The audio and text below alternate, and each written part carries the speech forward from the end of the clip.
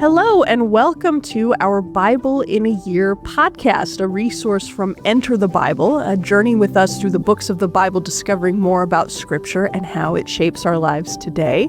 This is a new project from Enter the Bible in which we're going to go through each book of the Bible, one per week for 52 weeks.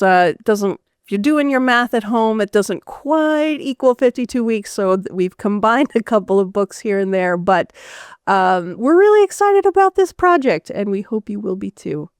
I am Katie Langston, one of your hosts. I am Christopher Fan Kaufman, and we are excited today because, as they say, the shoe is on the other foot. Our usual host, Dr. Kathryn Schifferdecker, is our guest. Yay! And those of you who are Enter the Bible listeners know Dr. Schifferdecker very well, but she teaches Old Testament at Luther, and we're excited to have her speak today about Genesis. Now, Genesis is a long book, but could you begin by giving us a quick summary or an outline of what's going on in this very first book of the Bible? Yeah, thanks, Christopher and Katie.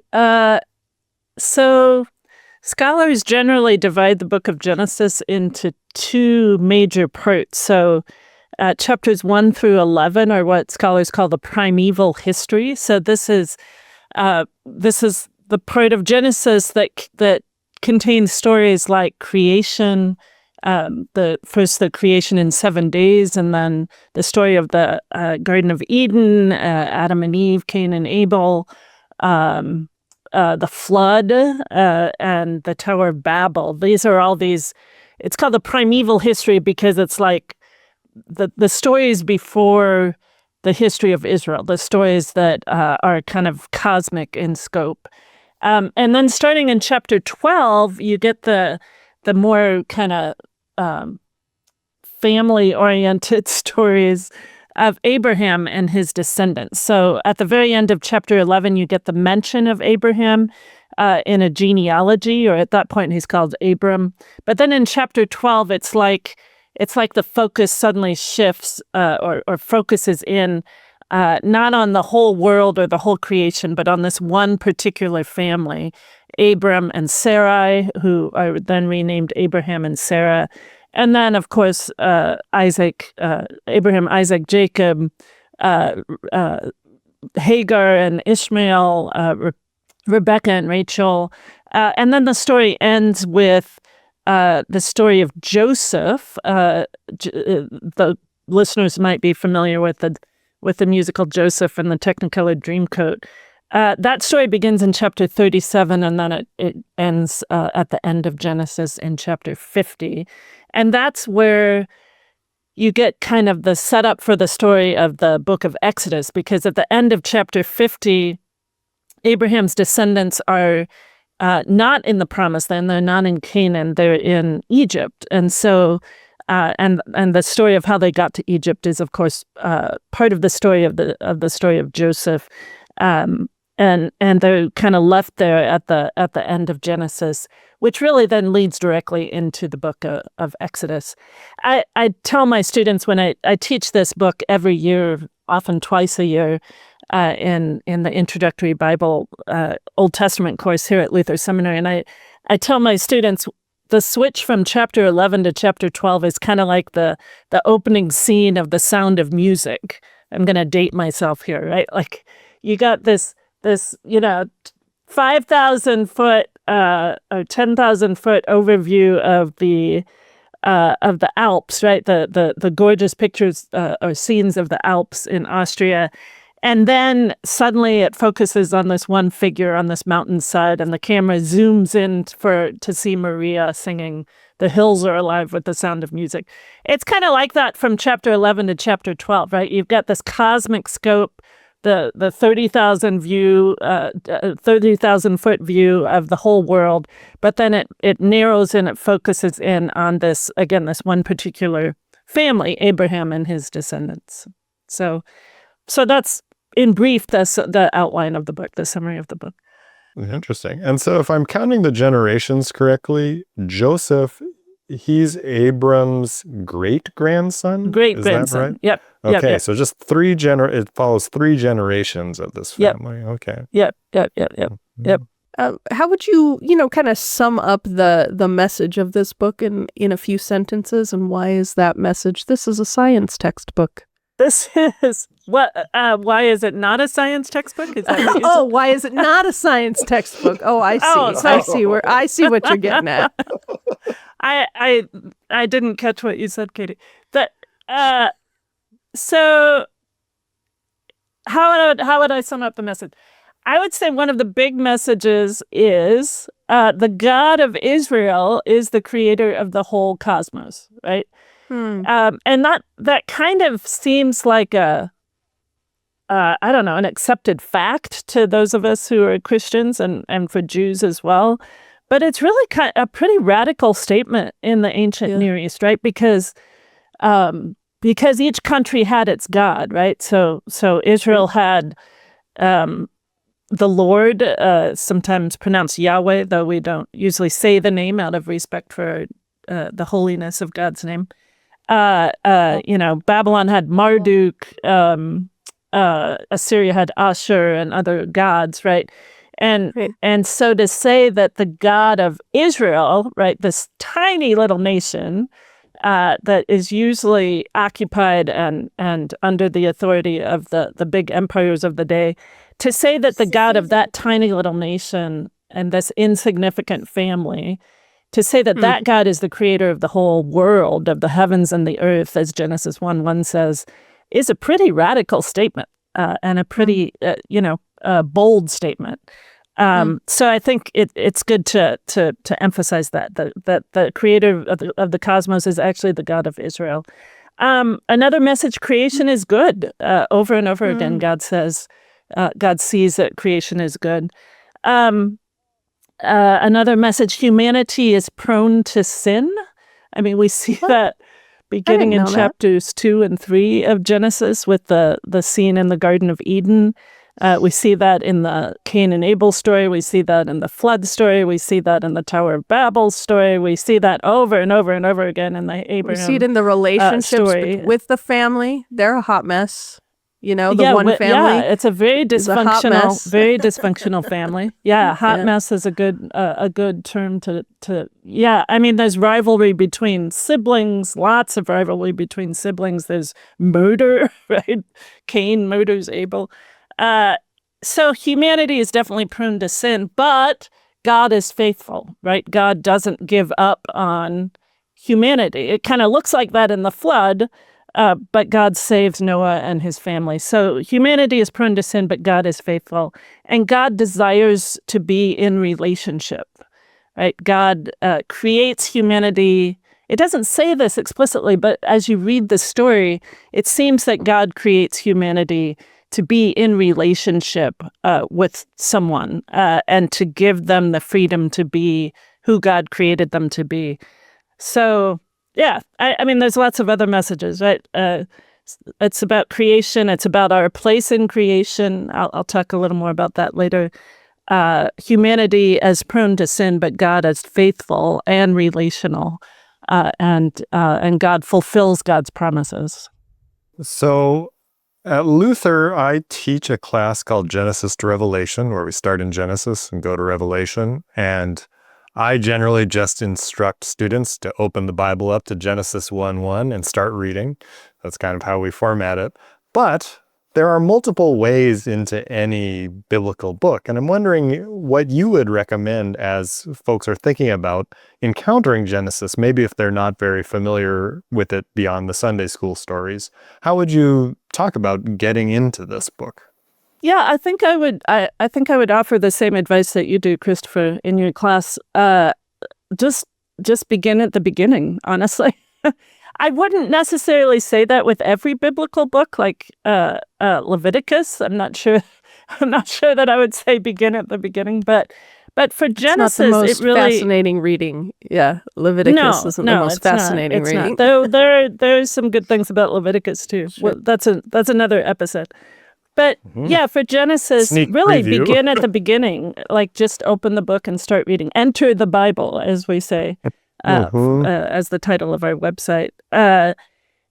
Because it's mostly narrative, right? I mean, it's stories that have been told and retold and retold and studied for millennia, right, by both Jews and Christians for good reason. I mean, they're really gripping narratives.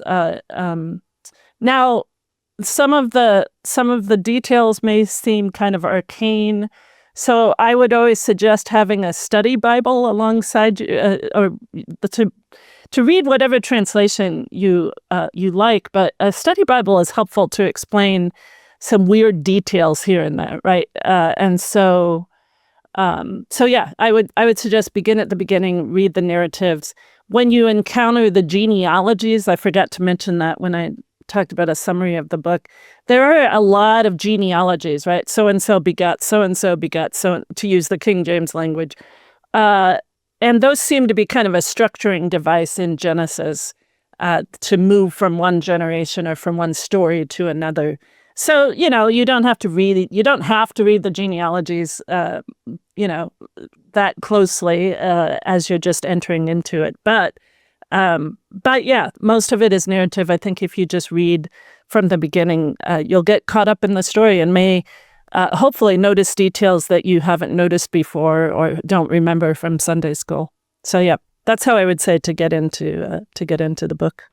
For listeners who are not familiar with 17th century English, begot means to father. This is one of those things that we use that word a lot in biblical stuff, but nowhere else in the world. Yeah, So, that's good point. Good point. Yeah.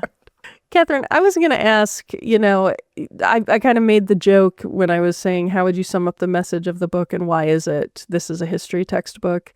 But I do think there's a lot of that out there. And I would imagine that people who are entering or kind of getting into this text for the first time might be wondering, like, what am I supposed to do with the 6-day creation story? What am I supposed to do with the flood? Are these real people? Like, how would you advise someone from a kind of, post-Enlightenment worldview to kind of enter into the text, and how literally should they take it? In your opinion, obviously we're not, making declarations from on high, but no, that it's a really important question, and I kind of forgot about the science textbook part. I do not read, and again, this is my opinion. You don't have, as you said, Katie, you don't have to take it as your own.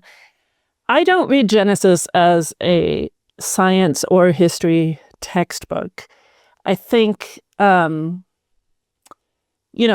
are ways to square the 7-day creation with evolution. I would recommend, there's a really good book by a Old Testament scholar named William Brown called The 7 Pillars of Creation, where he kind of allows science and Bible to speak with one another. So I would highly recommend that book. So without getting to a lot of details, I don't think the aim of Genesis, and particularly Genesis 1 through 3, is to say how creation was made, right? The scientific details. I think the aim really is to say who created. In other words, as I said before, the God of Israel is the creator of the whole world. And maybe to say why that God creates to bring about people and things to be in relationship with, that God creates the world as a good place and as a place brimming with life, and that God wills life and wills abundant life. It's really a theological statement, the book of Genesis, rather than a historical or scientific statement. Now, when you get to Abraham, I know there are biblical scholars who say Abraham never existed. This is all completely made up. It's just, stories around the campfire passed down.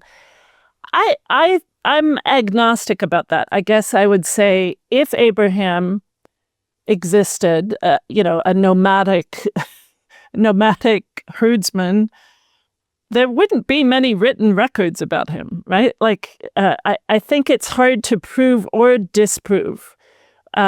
Abraham wasn't a king. There's no, records of neighboring nations talking about Abraham and his descendants. But that doesn't disqualify the historicity of these stories, right? So I choose to believe that these are stories about a real person, about real people. I can't prove that, but I don't think anybody can disprove that either. And so I would say, and if they are recording real stories or historical stories, they are also taking a theological. They're telling them through a theological lens, right? So again, the aim of the Abraham stories is not so much history as it is theology. What kind of God are we in relationship with? Who were our ancestors, and how were they in relationship with this God? These are the purposes, I think, of those stories. Not history as we understand history, and history really is a more modern, invention. So yeah, I hope that's helpful. But again, you don't have to take my opinion as your own. No, I think that's very helpful. And I think, we live in a culture where our historical attention span is 5 seconds. And right. But you have to think in a mostly illiterate, ancient oral, culture. Actually, it isn't so radical to imagine that these stories were passed down, right, for centuries. That they had a very different way, right? They didn't have every bit of human knowledge in their pockets that they could look up at any time, and a bunch of nonsense as well, distracting them, right? So anyway, yeah. We are going to move to this, listeners and viewers, is a very exciting innovation we have made here on the Bible in a Year podcast. In every episode, we're going to play a game called Bible Bingo. And this is where we have invited our guests to share 5 concepts, people, places, words, something like that might be on their bingo card as they read this book of the Bible. And Kathryn has provided these to us in advance. And so I'm just going to read them to her and go through in quick succession. So the first one that you have there on your bingo card, Kathryn, is creation. Yeah, creation, I think I've already talked about it, but creation is such a huge theme, obviously, in Genesis 1 through 3. But it continues to be a huge theme throughout Genesis and throughout the rest of the Bible as well. That creation is, again, the God of Israel is the creator of the cosmos. Creation is good.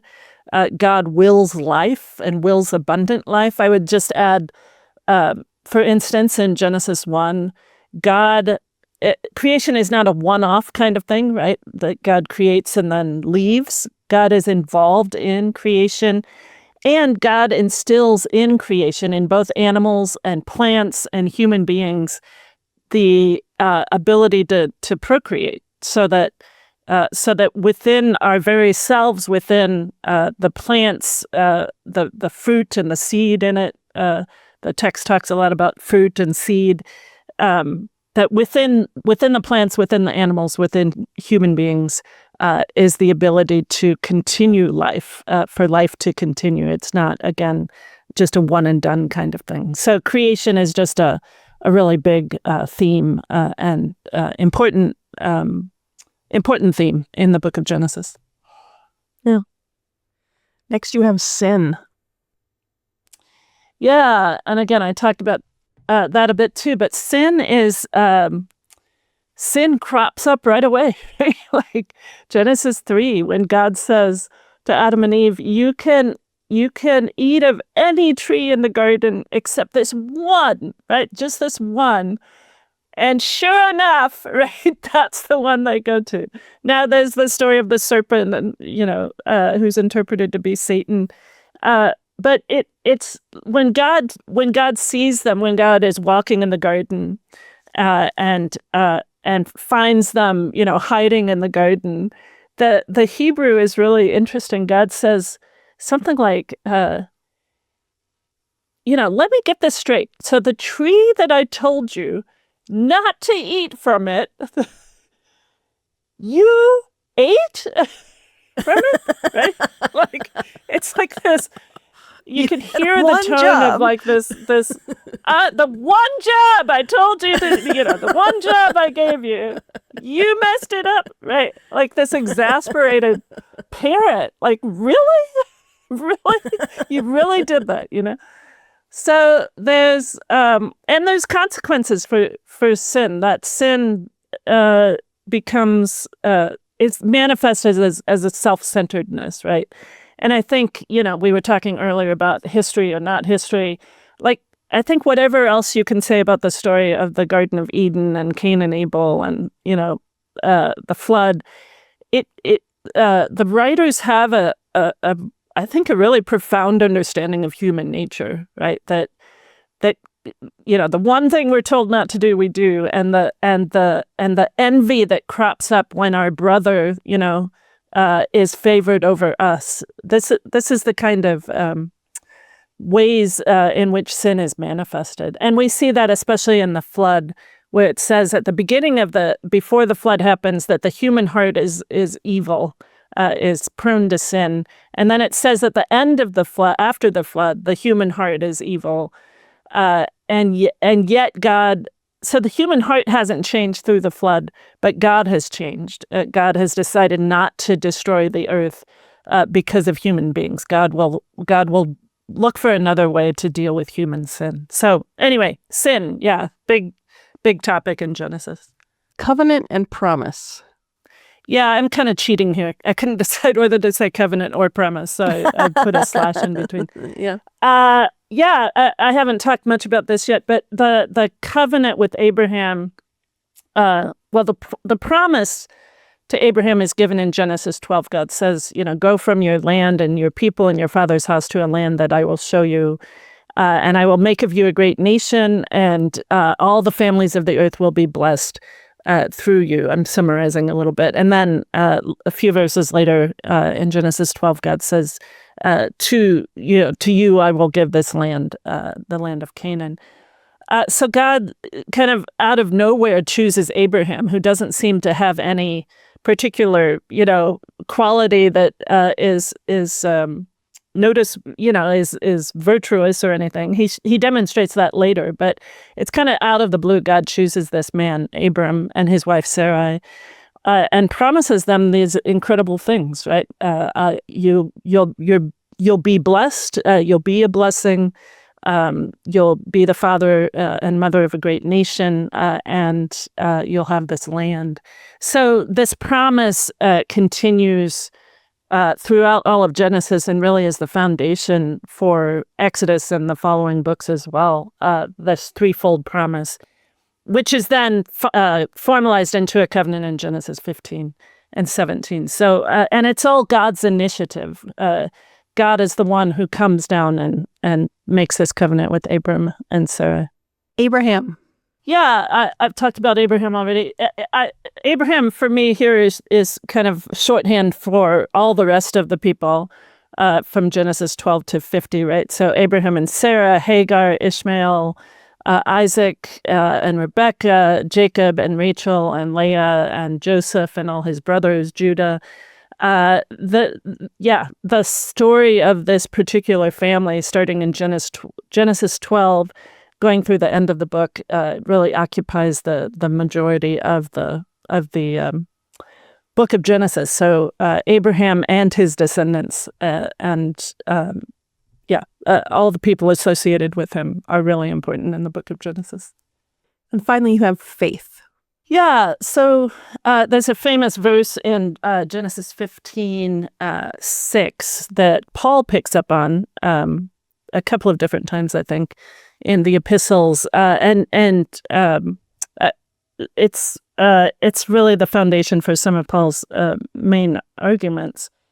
So it's God is promising Abraham descendants. And the problem, of course, which we haven't mentioned, is that Sarah is barren. And we know that from the end of chapter 11. And so, it's hard to be the father of a great nation if you don't even have one child, right? And so God says, look toward heaven. God says to Abram, look toward heaven and count the stars, if you are able to count them. Then he said to him, so shall your descendants be. And he believed the Lord, and the Lord reckoned it to him as righteousness. So Abraham is known as the father of faith by Christians, but also by Jews, of course, and by Muslims as well. Muslims trace their ancestry to Abraham through Ishmael, the child that Abraham has with Hagar. Anyway, so Abraham, even though he's chosen seemingly out of the blue, he demonstrates that he is the father of faith, that he has great faith, so that even in the face of seemingly impossible odds, he believes God. He believes that he will be the father of a great nation, and that faith is reckoned to him as righteousness. Faith is, again, another huge theme. Thank you. Thank you for playing Bible Bingo. Is there a prize? The prize, Kathryn, is the joy of your connection with God to the Bible. So one of the things we've talked about in Genesis, especially as we talked about 1 through 11, as you were listing some of the things that are the stories that occur there, it's things that when we think of children's Bibles or Sunday school or so forth, it's those stories that come up over and over again. Creation, Adam and Eve, and so forth. But Genesis is a big book. What's a weird story or an interesting story that people may not know in Genesis that you really think they should spend some time with? Oh, my. Well, let me divide that question. There are some weird things. I'm not sure people should spend time with them, but one of the weird places is at the beginning of chapter 6. So this is the beginning of the flood narrative. And there's this strange story of the sons of God taking wives for themselves from the children of men. And then the Lord said, my spirit shall not abide in mortals forever, for they are flesh. Their days shall be 120 years.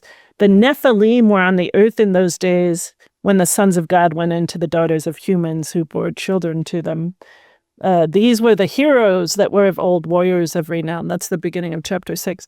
That's just a weird story, right? So there's these beautiful human women and the angels or whatever see them. And so it sounds like something out of a Greek or Roman mythology rather than the Bible. So it's weird. I don't know what to do with it, except that it's, again, probably one of those stories that's kind of handed down from generation to generation. And so they couldn't leave it out. But again, weird, maybe interesting. I don't know how much time you should spend on it. But I will say, I mentioned what else is interesting about the book of Genesis is this family dysfunction. I think we mentioned that already, right? In Abraham's family.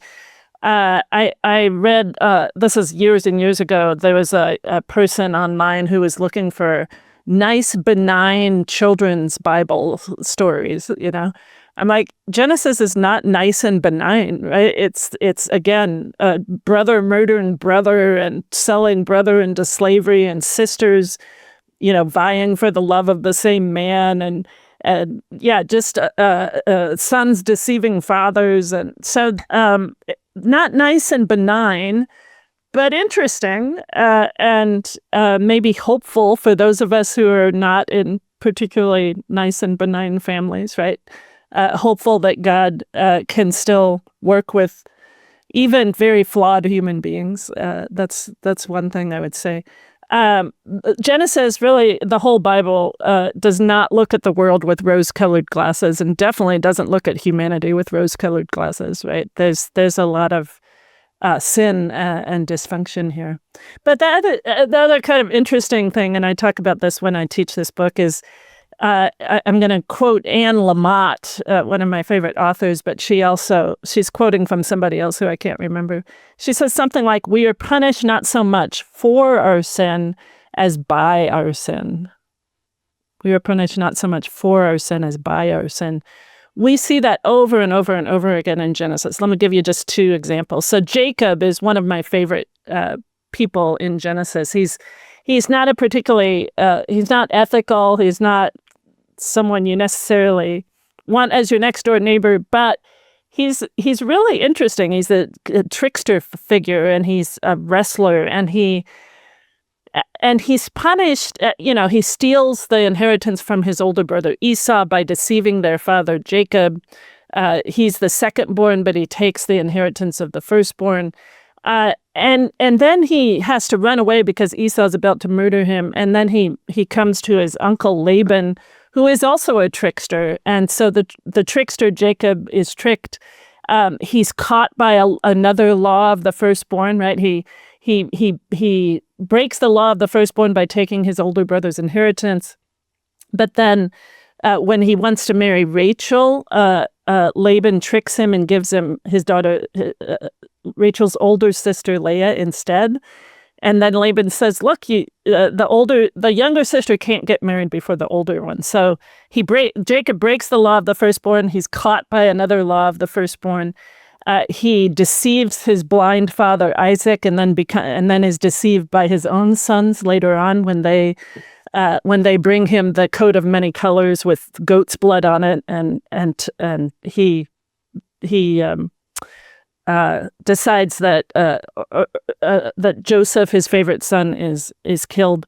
So he's tricked because he tricks other people. He's deceived because he deceives other people. So I just think that's really interesting. We're punished not so much for our sin as by our sin. I think that plays out in the book of Genesis. Why would you say, why is this book important for Christian life and theology?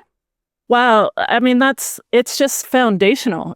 This book, Genesis, there's a reason it's the first book of the Bible, because it tells the stories of creation and of covenant and of faith that provide the foundation really for certainly the rest of the Old Testament, but into the New Testament as well. The stories of creation and our place in creation, our stewardship of creation. In Genesis 2, Adam is put in the Garden of Eden to keep it, to guard it, and to till it, it says, or work it. But also that word has the connotation of to serve the earth, not in a kind of, worshiping the earth kind of way, but in a way of preserving it for future generations and keeping it and guarding it so that future generations can live as well, and not just human beings, but animals as well.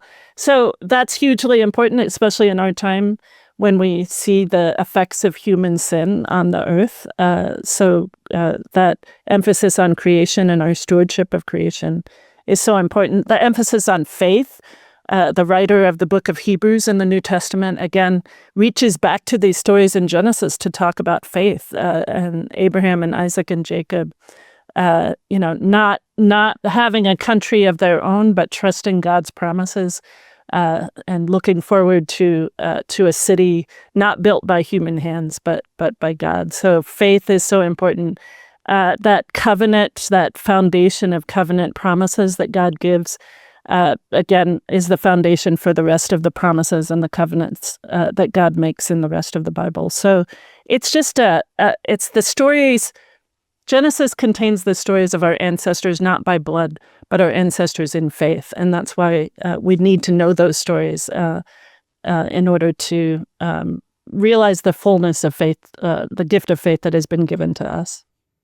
In our conversation today, it's very obvious that Genesis is an important book for you. And I'm wondering if you have any personal stories or personal connections to the book that you'd like to tell us about. Yeah, I'll try to keep this short. I of course, like many of our listeners and you guys too, learned these stories as a child.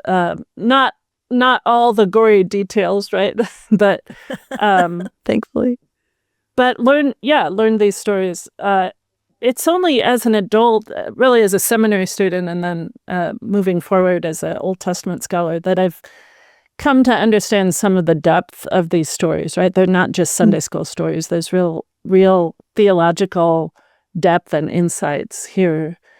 I'll just mention one story that I particularly love, and that's in Genesis 32, where Jacob, again, one of my favorite people in Genesis, he's coming back to meet his brother after 20-some years in exile. He has become a wealthy man in his own right, but he's afraid because Esau he doesn't know if Esau is still angry at him and if Esau wants to kill him. So he sends messengers ahead with gifts to Esau, and then they come back and they say, Esau is coming to meet you, and he has 400 men with him, right? Which is not a good sign, right? This does not look like Esau has forgiven him. And so Jacob prays this beautiful prayer of supplication to God. He says, "Look, God, I'm not worthy of everything you've given me, and yet you promised me to bring me back to this land and to be with me. So please save me from my brother Esau." And then he sends everybody else across the river Jabbok, and he's there by himself, and angelic divine being shows up, and he wrestles with him all night, and he asks him his name, and the being doesn't give him his name, but he does give Jacob a new name, Israel, and that name means one who wrestles with God. And it's a weird, again, back to the weird stories, right? It's a weird story, but there's something really profound there about being in a situation of life and death, wrestling with God, getting a blessing and an injury, right? So Jacob's hip is put out of joint, but he also receives a blessing. And I just think it's a really profound statement about what faith is, holding on to God in the midst of dire circumstances, struggling with God, but never letting go. And what's more important, God never letting go of us. So I think about that story a lot when I'm in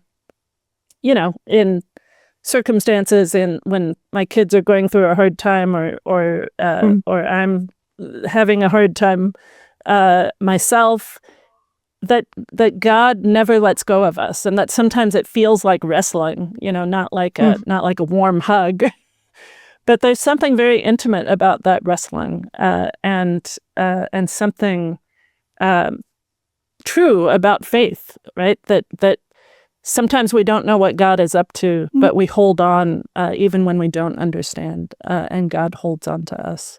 Our Jewish brothers and sisters tend to be a lot better at this kind of wrestling than Christians are. Sometimes we think that we shouldn't question God, we shouldn't argue with God, but here's a story that, at the very beginning of the Bible that shows us that it's a faithful thing to wrestle with God, to be in that kind of relationship where you can be honest with God. So that's just a really important story to me. My very first sermon as a seminary student was on that text, and I'm ashamed to say it was like 40 minutes long. It was terrible. I had music, I had a artwork. It was like I had to pack everything into this one sermon. So yeah, the poor people who had to listen to me, I'm afraid were a little shell-shocked at the end, but it's one of my favorite stories. Yeah. So during this series, we're going to ask kind of all of our guests a little bit of a tricky question, and you get to take the first crack at it. That is, describe this book in 7 words or less. I know that's asking a lot. So I thought about this for a while, and I'm borrowing this from an author I like a lot, Eugene Peterson, who is a Presbyterian pastor and Bible scholar. He's the one who translated the Bible into the paraphrase called The Message. So Eugene Peterson, in his description of Genesis, I think he begins it with, "In the beginning, God." So that's 4 words. I did it in less than 7 words. By borrowing from Peterson. I just think that's again a kind of profound way of summing up the story of the Bible, really, and Genesis in particular. In the beginning, God, right? So obviously it's a partial quotation of Genesis 1:1. In the beginning, God created the heavens and the earth. But it's, Peterson says, and I think he's right, it kind of sums up the story of Genesis in many ways. So it's about the beginning. It's about the beginning of the world. It's about the beginning of humanity, beginning of creation. And in the beginning is God. Right? God is the central figure, the central actor or mover and shaker in the book of Genesis and really in the whole Bible. So in the beginning, God. That's the central focus. God is the central focus of the whole book of Genesis and of the whole Bible. Well, thank you so much, Kathryn, and thanks, Christopher, for being here as well. And thank you to our listeners and viewers for being with us on this very first episode of the Bible in a Year podcast from Enter the Bible. We hope you'll stick around with us all year and just really enjoy this series and let it help you shape your own study and your own kind of biblical knowledge. We really appreciate that. We invite you to check out more great resources on the Bible at enterthebible.org. And whether you're listening on your favorite podcast app or watching on YouTube, we appreciate you being with us. You can get more great resources like this, conversations, reflections, commentaries, courses, a newsletter, anything that you could hope for as you dive in and enter the Bible with curiosity of faith. And if you enjoyed this podcast, we would invite you to please rate and review us on your favorite podcast app or like and subscribe on YouTube. And of course, the very best compliment you can pay us is to share this podcast with a friend. Until next time.